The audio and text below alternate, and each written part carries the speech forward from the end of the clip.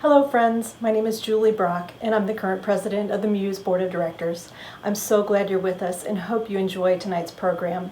I want to say thank you to all of our friends of Muse who have supported us financially, particularly through this past year. We're also appreciative of the generous support we receive from ArtsWave, Ohio Arts Council, and Community Shares. Every dollar helps, so if you're so moved, please consider making a donation this evening at the link provided or on our website, musechoir.org. Again, thank you for joining us. Muse. Muse. I love Muse. When I first heard them, it was as if a jolt of electricity went through me. Muse is a really special choir because we want everyone to have equal access to our music. The integrity of the music and what we want to say always has to be delivered. We sing about social justice, and that gives life and joy to our music. We bring people together and build community. And one of the things that we value is diversity. No matter what the song is we're singing, if it affects someone, it affects them all. We love to sing for social justice organizations. We go to the Pride Festival. Women for Women. Black family reunion and sing songs that are important to them. Every member has a voice. We also highly encourage audience participation. And nothing brings people together in a community like music. Greetings and welcome to Muse Cincinnati's Women's Choir's virtual event, Still I Rise, Weaving Stories of Resilience. My name is Charmaine Moore-Cazzini, and I've been a member of Muse for the last 15 years. It's no secret that Muse is dedicated to telling untold stories of resilience, courage, and compassion.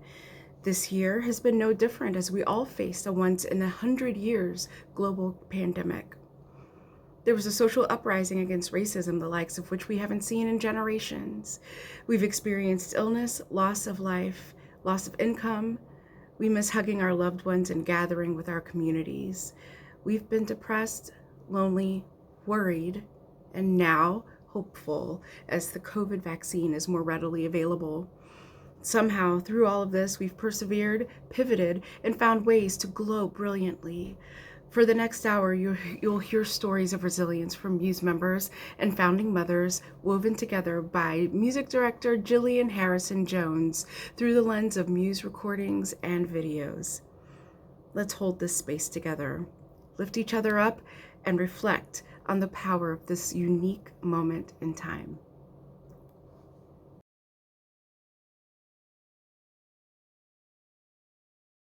We've cleared off the table, the leftovers saved. Wash the dishes and put them away.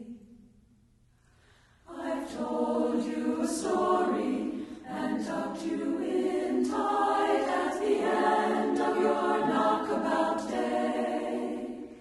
As the moon sets its sails to carry you to sleep over the midnight sea, I will sing you a song no one sang to me. May it keep your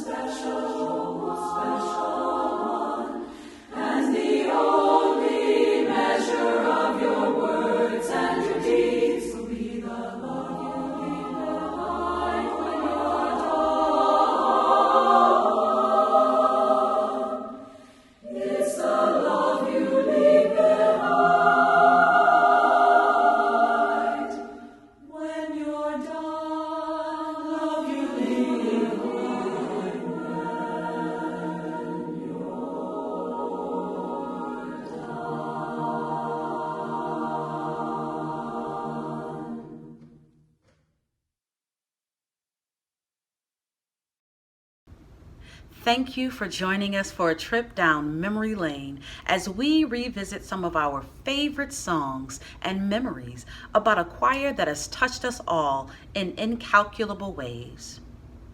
You just heard Everything Possible. This song has become an anthem among gala choruses, celebrating LGBTQ pride and strength.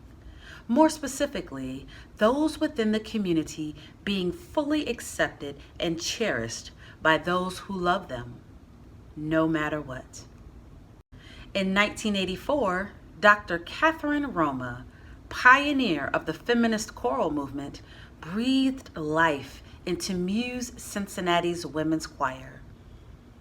Ever since, Muse has been thrilling audiences with its daring lyrics, unparalleled musical excellence, and bold presence. It was something amazing to hear them perform. And so I was up in the balcony. I couldn't sit down. I was so nervous. And the curtains were closed. And Muse wore their uniform, the white and the turquoise. And when the curtains opened, there was a collective gasp from the audience. And it was just so audible. And Lois and I, my partner and I, were poking each other saying, see, look at that. And they haven't even started singing. So they started singing, they sang their set.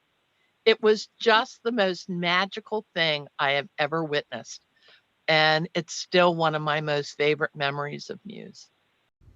Since its inception, Muse deliberately and courageously faced the social justice issues of the day, of which there were plenty. I think back and 83, oh, that was Reagan. And the AIDS crisis was escalating. Very early in our tenure, the 2 abortion clinics in Cincinnati were bombed. And one of our biggest controversies early on in the choir was that there were several, maybe 3 women who felt very certain that we should not do any benefits. We should not appear supporting a women's right to choose. And so we did sing and we did say, this is who we are. This is what we believe. There was the anti-apartheid movement in South Africa was very important. Being that Reagan was the president, there was all sorts of anti-woman, abortion rights, women's control of their bodies. There was all of that. There was still such oppression of lesbian and gay people. I mean, there was everything going on. Also very early on, the KKK put up a cross on Fountain Square. And Tyrone Yates, who was a council member then, called Bishop Todd O'Neill and myself and said, can you just get down there and do some singing, you know?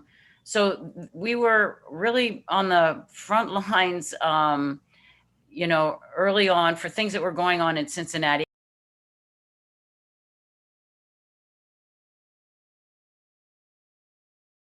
I'm Amy Randolph Couture, and I am facilitating this fabulous discussion today. I've been a member of Muse for 2+ years, and I actually always wanted to be in Muse, though I lived in Boston. So I finally got my chance when we retired and moved to the Midwest. My name is Jillian Harrison Jones, and I am the music director for Muse Cincinnati's Women's Choir. I have been in this position and with Muse for the past 3 years. I began in January of 2018, and it's been such a rich experience to be a part of this organization and now to learn directly from our founding mothers about all of the wonderful things that Muse has done over our almost 40 years. I'm really glad to be here doing this, and I hope we do more. I'm Catherine Roma and founded Muse in 1983, I like to say, because that's when I moved to Cincinnati. Held auditions in December, and the first rehearsal was in January of 84. And that's why we go back and forth between 83 and 84, because the concept and the people actually were together in December. But then we started on our path in January of 84. It's really nice to be here. I conducted Muse for 30 years, and it was amazing. It is amazing. Happy to be here and see everybody. I'm Angie Denov. I am one of the founding mothers. I didn't ever take a leave of absence until last year when I was gone from January until March when the pandemic happened, and then I could join remotely. So I've only been gone from Muse for 3 months ever in its life. I'm Rhonda Whitten. I am also one of the founding mothers. And I've been in Muse the whole time other than small leaves when my children needed me more. There were a few times where I had to back off for a few months and then come back again.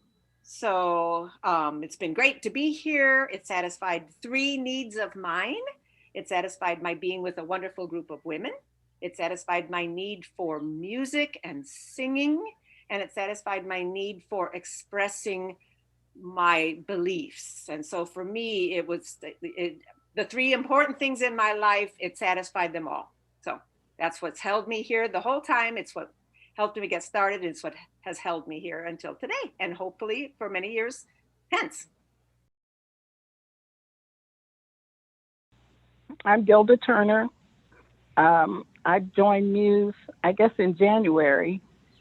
You're a founding mother? That first year. Well, somebody said I was a founding aunt, so I don't know. I think you're a mother. I don't know. I'm a mother. Okay. I've been called that before anyway. With other things after it? Well, sometimes. No, but when I came into Muse, I think I was still going to UC. And I met Kathy one day just randomly at some kind of dance, something at St. John's, and she told me about the chorus. And I told her this the other day, that meeting her and being a part of Muse just changed the whole trajectory of my life. And not to say that I was on a downhill, I was going downhill, I wasn't, but it just opened up a whole new world for me. I'd always been involved in music in some form or fashion, and I wasn't singing at that time. But it was all the social justice things and the women things and the way we settled disputes and just the whole thing. It just changed my life. And so I'll always be grateful for those 20 years.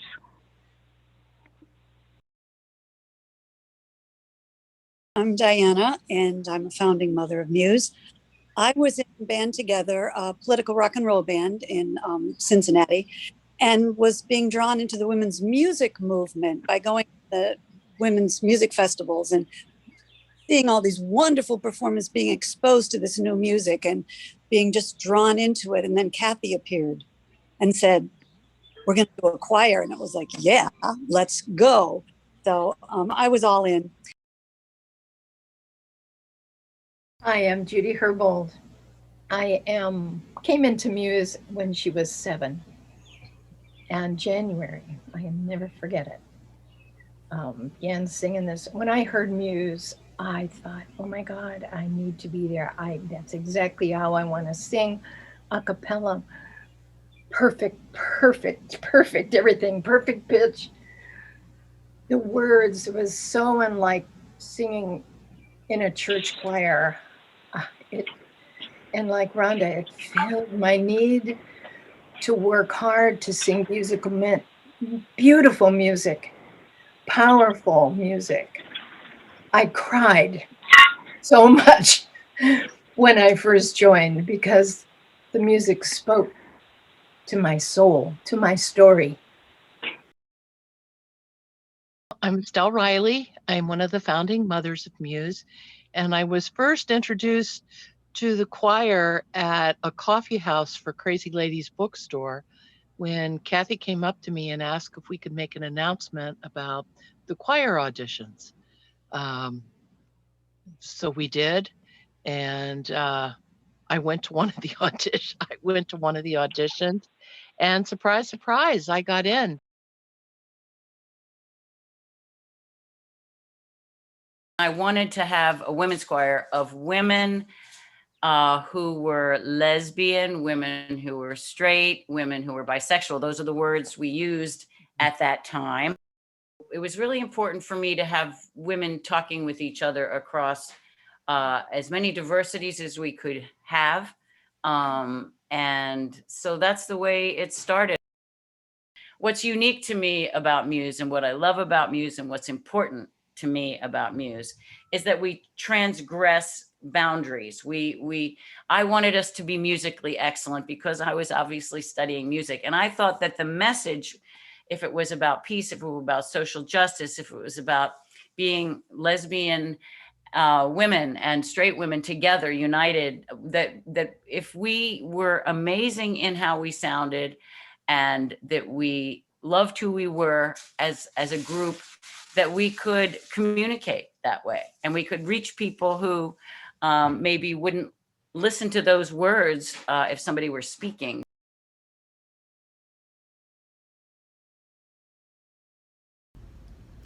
Muse lives and breathes by communicating poignant truths and has always sought to be truly heard. As a pioneer of inclusion, we ensured that even deaf audience members could access our message. ASL interpretation, like the beautiful job our own Lisa Hover is doing right now, is indispensable to and inseparable from Muse's repertoire. This is Kathy. I'm here with Dr. Barnwell, and we're talking about Music for Your Eyes to See, an amazing piece that was commissioned by Muse to honor Ruth Rowan. This is like one of the most complicated things that I've written. I was 11 or 12, growing up in New York. I had a deaf playmate. You know, my father was teaching music, and I was playing the violin and all that, and she couldn't hear any of it. How do you convey music to people who can't hear it? If there's words, at least they have a meaning. They have a concept. Okay, so Right. A song can be conveyed. And you can put things high in the air. You can put them low in the ground. You can spread them out with voices. You know, Yeah. you can convey all of that. But there are things that I just never even knew. How would you explain it? How would you convey it? So in this piece, Music for Your Eyes to See, I was really trying to figure out how do you develop an equivalent system to speaking and hearing. Oh. Okay? Mm-hmm. And how do you apply that to music, which is another whole dimension? How do you make music visible?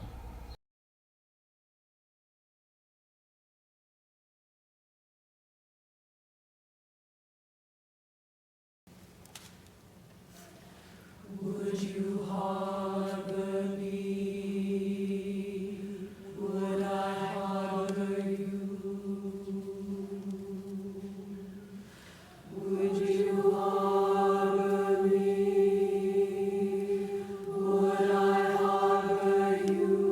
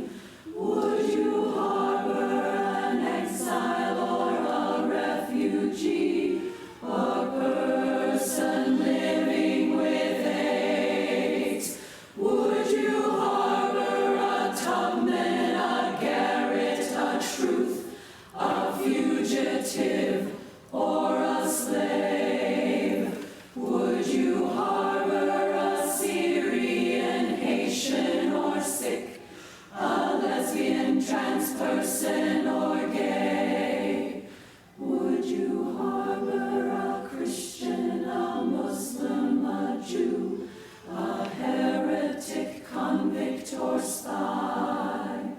Would you harbor a runaway woman or child, a poet, a prophet, a king? Would you harbor an exile or a refugee, or person living with AIDS? Would you harbor a Tubman, a Garrett, a Truth, a fugitive, or a slave? Would you harbor a Syrian, Haitian, or Sikh, a lesbian, trans person, or gay? Would you harbor me? Would I harbor you? Would you harbor me? Would I harbor you?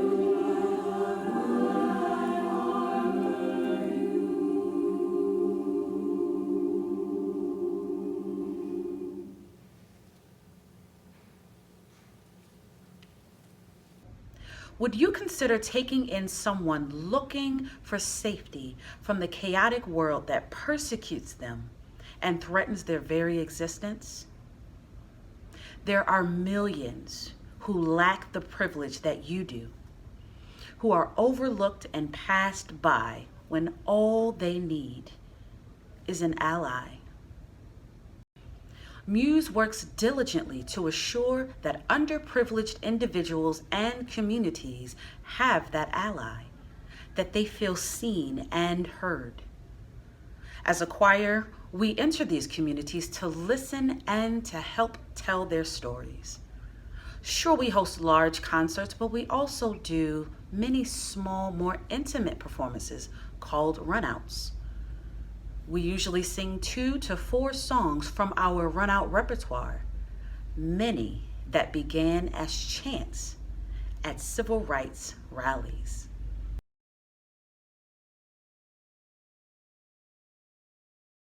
It's hard to pick, it's like deciding who your favorite child is.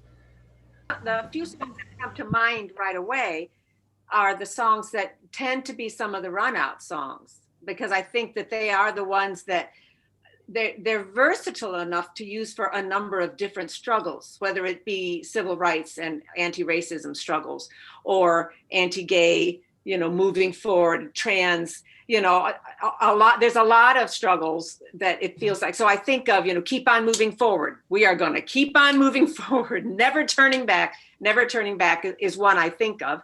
Another one I think of, which I would love to bring back, we haven't done much, and that I think it's from South Africa, but it's we shall not give up the fight. We have never started. We have never started. To me, I love the rhythm and I love the meaning. It's like, no, we are not going to give up. I don't care what you do. We are not going to give up. So I think of some of those songs that we tend to do at runouts because they're versatile and they're meaningful and they're determined. And I think, I'm going to stand is another one. It's like, you're going to take a stand. You're going to do something. And one of them is you're going to take a stand. So those are the ones I think of right away. We did learn it from Bernice, and it's always meant a lot that this is some way that each choir member can speak for themselves and stand up and say, I'm going to stand against racism. And that commitment and recommitment is so important. It also inspires our audiences. But for years, I've always looked out and wanted people to stand up, and they don't. They don't stand up. And finally, last year, we were at UC Health singing, and we did I'm Gonna Stand, and people started to stand up, and the whole audience stood up, and it was this moment that I felt finally, and it said, maybe all these years we needed to be singing this all these years, and people needed to hear it and hear it and hear it, and finally, just like the Black Lives Matter movement, the new civil rights movement, maybe we're ready, maybe. And it's all the work that so many millions of people do every day, and that Muse is a part of that work, taking these stands, giving these messages that maybe it makes a difference.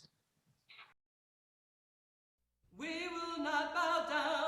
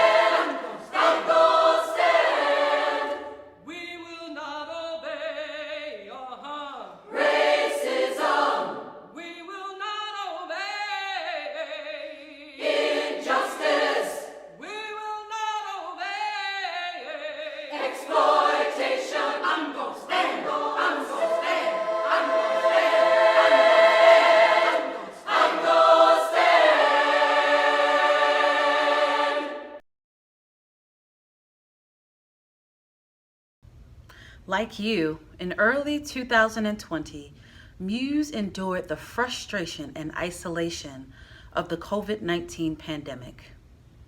As weeks dragged into months and months dragged into an entire year, we grappled with the loss of rehearsals, performances, community, and sisterhood. For lifelong singers, the absence of music was devastating and demoralizing. The arts are an escape for so many of us, and there's power and solace in communal singing and art making. So, how does one get through such a devastatingly long season of not being able to sing, hug, or physically be around other people for fear of hurting the very ones you care for so deeply? Listen now to the stories of current and former members of Muse, how the past year has affected them personally, and what it took for them to push through just one more day. My husband, myself, and our 4 kids have been home pretty much the entire time. Our kids have been doing virtual learning. My husband and I are fortunate enough that we can work from home, but it has been very stressful, to say the least, to have everyone in the house at the same time, and we're all on each other's nerves. Winter was probably the worst, not being able to go anywhere, go outside. There's a lot of mom guilt because, my kids, my young kids, they want to spend time with us. They want to be with us. They don't understand that even though I'm home, I have to work. It's been a struggle.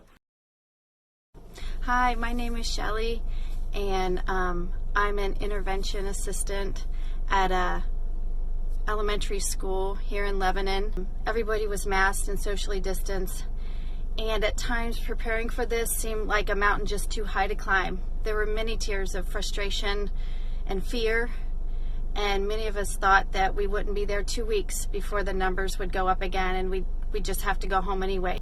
To be together as a community through tremendous personal loss of loved ones and family, but to be there to get each other through and carry on has been priceless.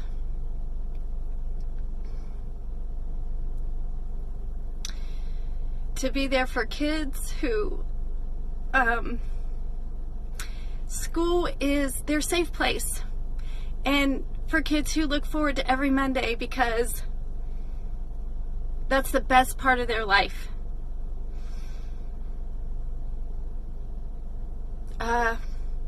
Everything is worth it. So,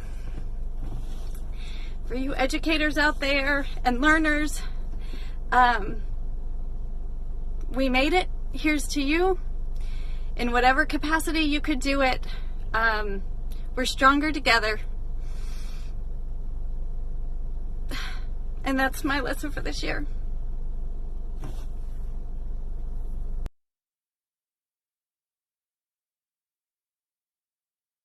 Obviously, we haven't been together in over a year, which is heartbreaking to me.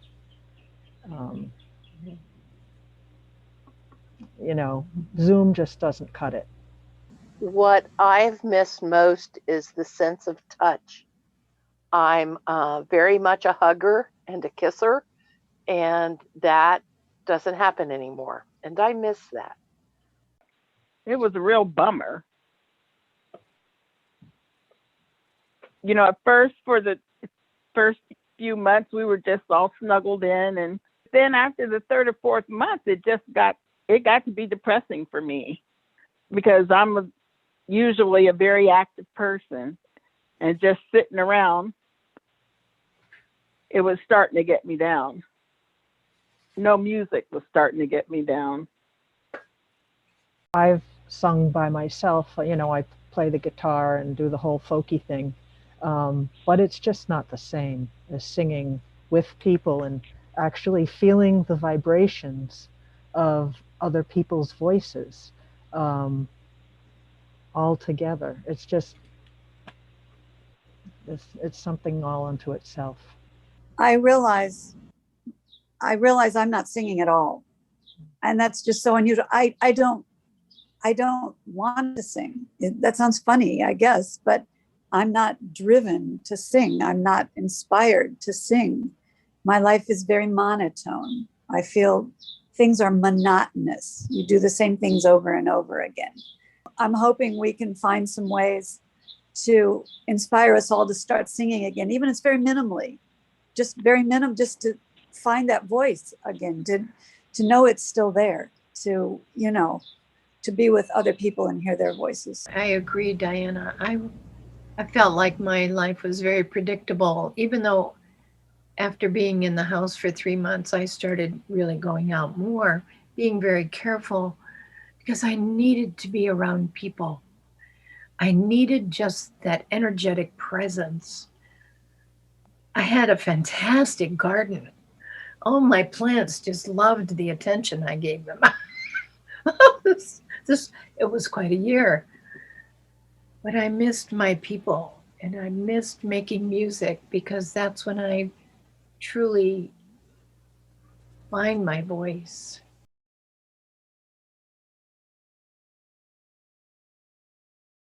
Without song, our lives became colorless. And once the coronavirus stole our familiar routines, it began to steal our health and even the lives of our loved ones. Well, I had COVID, and Right. so did my wife, and it was not pleasant. I had pneumonia, mild pneumonia in my right lung, which was lousy, and I still haven't gotten my wind or my voice back. But my wife had to stay in the hospital for 4 days and was on oxygen for 2 more months. She had bad pneumonia in both lungs, and it's scary to think I could have lost her. You know, I don't know what to do. You know, it's just that existential terror that comes over you. My husband got COVID in December, and it was probably the worst time that he could have gotten it because it was right around Christmas time, and him having to be the life of the church and keep our church, you know, as vibrant and as engaged as humanly possible, and then to get struck with COVID himself. It was actually quite scary because, you know, COVID affects different people differently. Thankfully and prayerfully, he did not lose his life from it, but it was still a scary experience, you know, knowing that it could hit that close to even my own home. So for the past year of COVID, I've been the palliative care chaplain at a local Trauma One hospital, which means that I'm not just the palliative care chaplain, I was the COVID chaplain. And I don't think that I'm ever going to recover from this past year in many ways. I'm worn to the bone. I'm exhausted. I've sat with so many people who have been on ventilators and dying while their families sat outside the door and looked in because they couldn't come in. I'm still the chaplain for people that are languishing, that have been on ECMO and on ventilators, and it's been weeks, months since they've had COVID, but COVID has ruined their bodies, and they'll never be the same. And they're not 65 or 90, they're in their 20s, 30s. Single mothers, fathers, I don't have the words. I haven't had more than 2 days off. I can't remember the last time I had a vacation.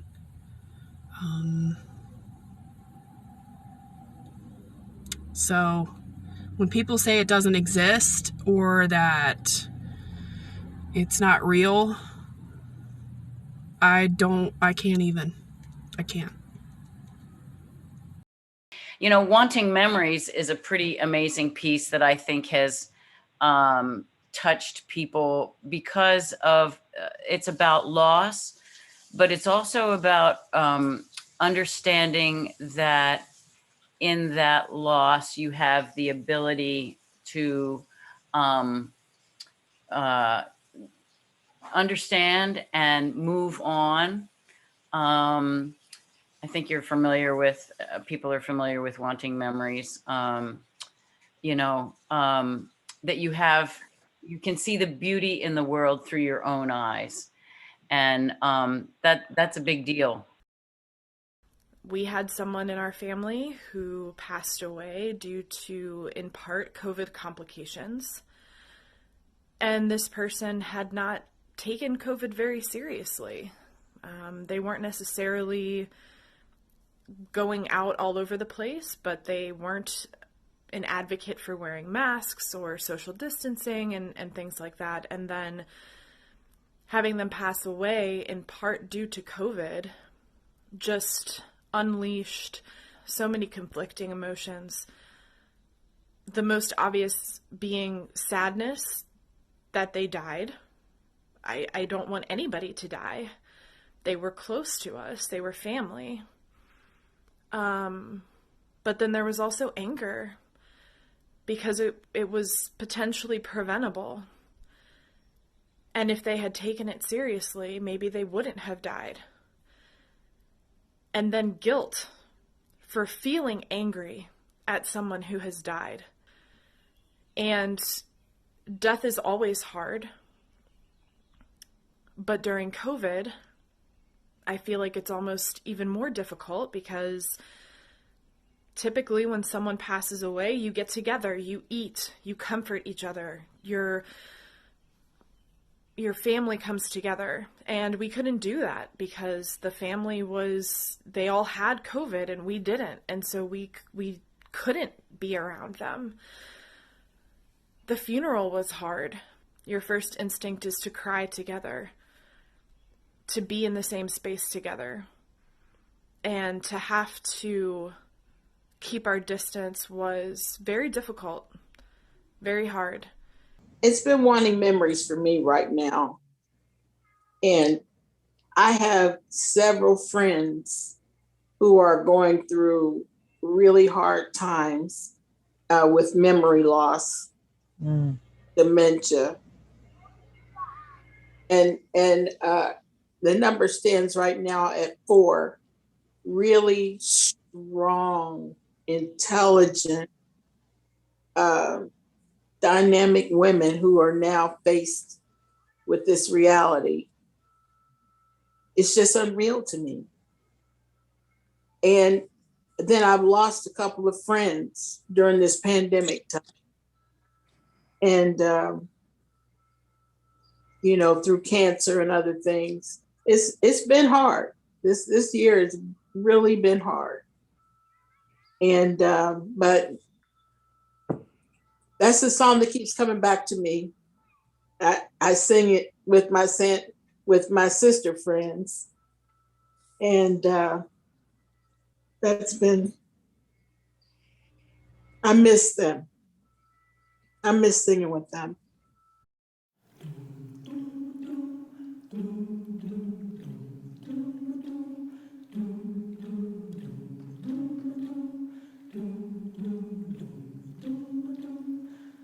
I am sitting here wanting memories to teach me to see the beauty in the world through my own eyes. I am sitting here wanting memories to teach me to see the beauty in the world through my own eyes. You used to rock me in the cradle of your arms. You said you'd hold me till the pains of life were gone. You said you'd comfort me in times like these, and now I need you, and now I need you. And you are gone.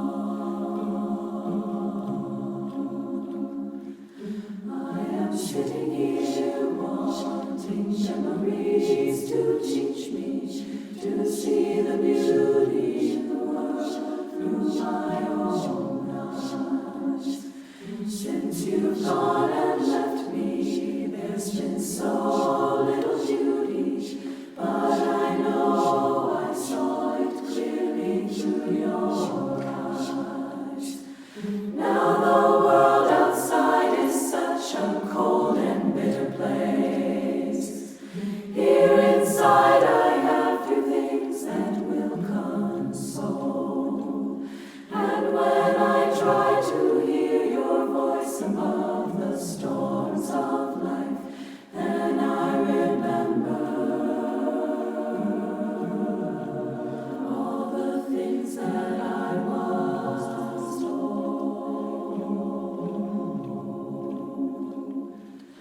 I am sitting here wanting memories to teach me to see the beauty in the world through my own eyes.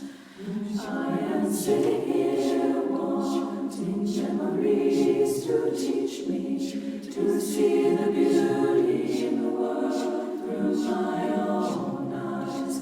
I think on the things that made me feel so wonderful when I was young. I think on the things that made me laugh, made me dance, made me sing. I think on the things that made me grow into a being full of pride. Think on these things, for they are true. I am sitting here wanting memories to teach me to see the beauty in the world through my own eyes. I thought that you were gone, but now I know you're with me. You are the voice that whispers all I need to hear. I know a please, a thank you, and a smile will take me far. I know that I am you, and you are me, and we are one. I know that who I am is numbered in each crayon sense. I know that I understand and understand again and again and again and again. I am sitting here wanting memories to teach me to see the beauty in the world through my own eyes. I am sitting here wanting memories to teach me to see the beauty in the world through my own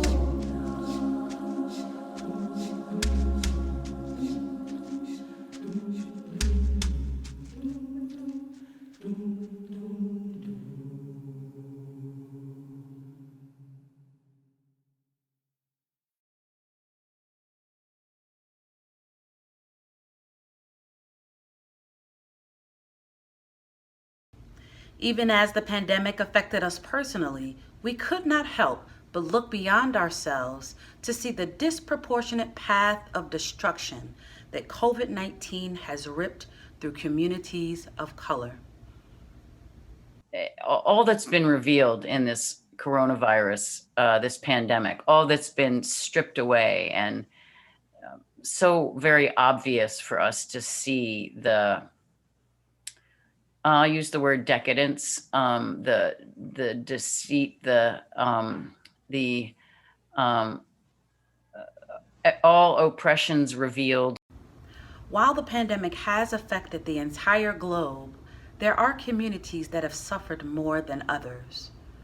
Believe it or not, COVID-19 has disproportionately affected the African American community for a myriad of reasons, from healthcare disparities and pre-existing conditions to access and wealth gaps. But there's another epidemic that has existed through and beyond the COVID-19 pandemic that specifically affected the Black community: the epidemic of racism. Racism, white supremacy, bigotry, and police brutality have plagued the Black community for decades, centuries, but have been further escalated, and exposed during the pandemic. As if Blacks don't have enough to worry about already, the very thing that has endangered them, us, me, the most is the color of our skin. This disparity is constantly on our minds and brought into relief by Muse's repertoire, both old and newly commissioned.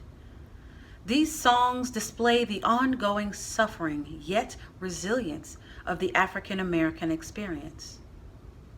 While specific to the Black community, these songs transcend and become testimonies of strength for everyone.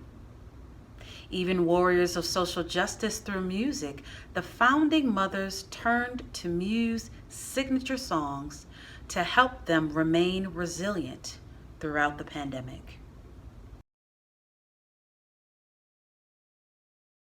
I found myself listening to I Remember, I Believe by Dr. Regan. And it has to do with, well, all the verses mean something so deep. I mean, the last verse has such hope, and to understand that other people have survived through so much. And it gave me a deeper understanding of knowing that as Jillian was just saying, that, you know, we are going to get through this. This is going to pass. That last verse, I'm trying to think. My God calls to me in the morning dew. The power of the universe knows my name, gave me a song to sing and sent me on my way. I sing my song for justice, I believe, something like that. I come back to Mississippi Goddamn. Yeah. I just get all fired up with that one. Diana? For me, I've been listening to Nina Simone, and I wish that I knew what it meant to be free. Listening to her sing that from the Montreux Jazz Festival recording that's so famous, it tears my heart out, but it also makes me want to fight harder so that people don't have to sing that song, you know? So I've listened to it quite a bit lately. I don't think I've been, singing anything, but what jumped in my head somewhere along the way was "We Shall Not Give Up the Fight." I just started running that one through my head, and I thought, oh yeah, this would this would be the way I would want to look at it, especially some of the crap that's going on now. Black Lives Matter stuff, the police violence stuff. I remember walking one time when I was here in DC earlier, and the third in a row person had been killed by police, and I was just like, what the fuck? And we can't give up the fight, because we gotta stop some of this shit, so to speak. Excuse my language. Good language. Yeah. One of the songs that I'm sort of gravitating to these days is I Feel Like Going On, because we are in such trying times globally, having that will to fight on for just a little while longer, gives us that much more oomph to fight for, the idea of not wanting to give up, or even if you do want to give up, you can't give up because there's so much more to be done. There's so much work. There are so many lives. There's so much more that we as individuals and then we collectively can do to change this world. And so, despite what we go through personally, we have to keep going. Despite what we go through in our communities, we have to keep going. Despite what's going on in the world, we have to keep going. I refuse to let a pandemic take from me something I love, be that reading or poetry or music or friends. And I'm going to keep on keeping on. So that's what I have to say about this damn pandemic.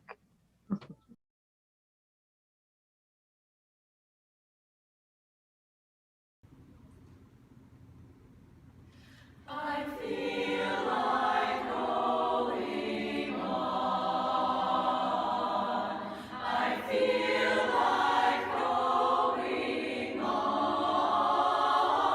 Though trials mount on every hand, I feel like going on. I feel like going on, feel like going on, feel like going on, feel like going on. I feel like going on, feel like going on, feel like going on, feel like going on. Trials mount on every hand. I feel like going on. I feel like going on. I feel like going on. Those trials mount on every hand. I feel like going on.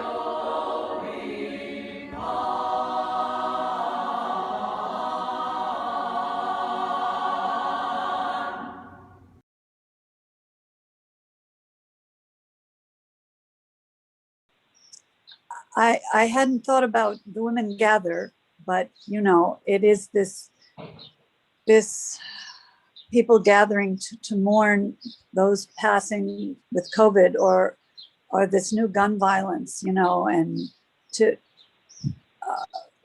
I think looking at those songs, we have two different arrangements of Take Back the Guns, Teresa Dell's Take Back the Guns. Wow. Yeah. So, I mean, that's directed, it's about women and gun violence, but People's faces. It's not just. yes, right.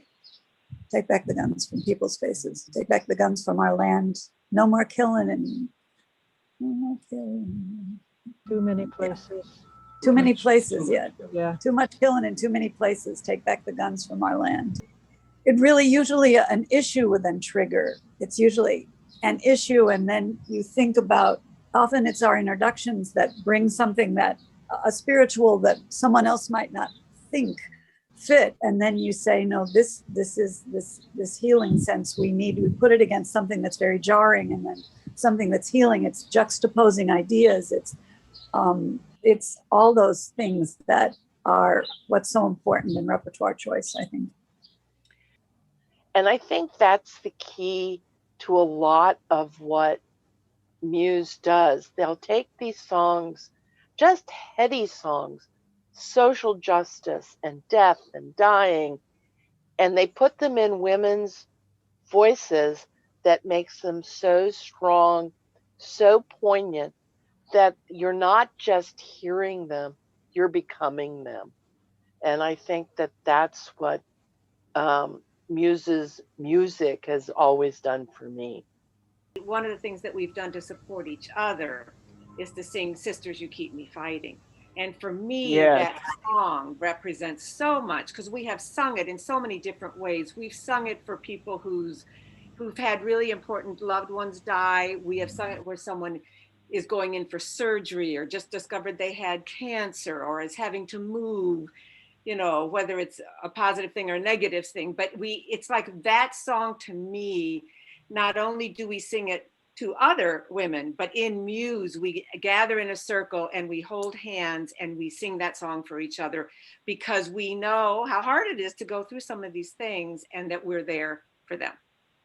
Sisters, you keep me fighting.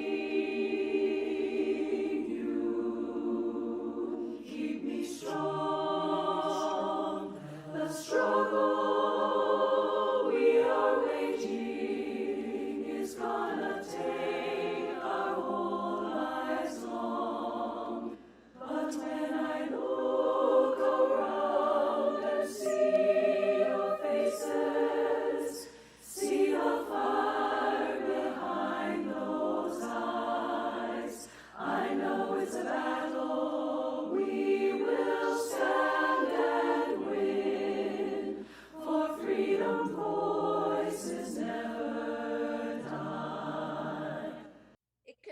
us to each other in Muse so intensely. The music brought us together, and we were very diverse, in lots of ways.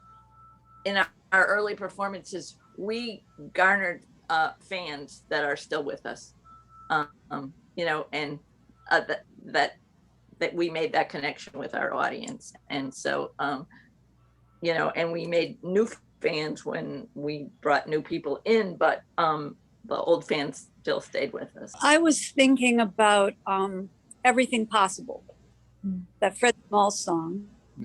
You can be anybody you want to be. You can love whomever you choose, who you will. But it became a song that universally said what we wanted to say to everyone, to our children, be they gay or straight, to our audience, be they gay or straight. This is what we have to just continue to tell ourselves. This is good. This is wonderful. And so I think a song like that, often people in the audience would cry and come up afterwards and say how much it meant to them, to hear this.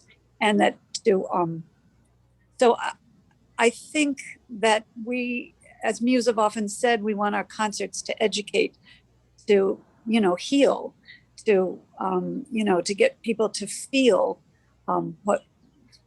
to open themselves up, to open their heart up, to feel new things and maybe be open to new ideas. We made great friendships.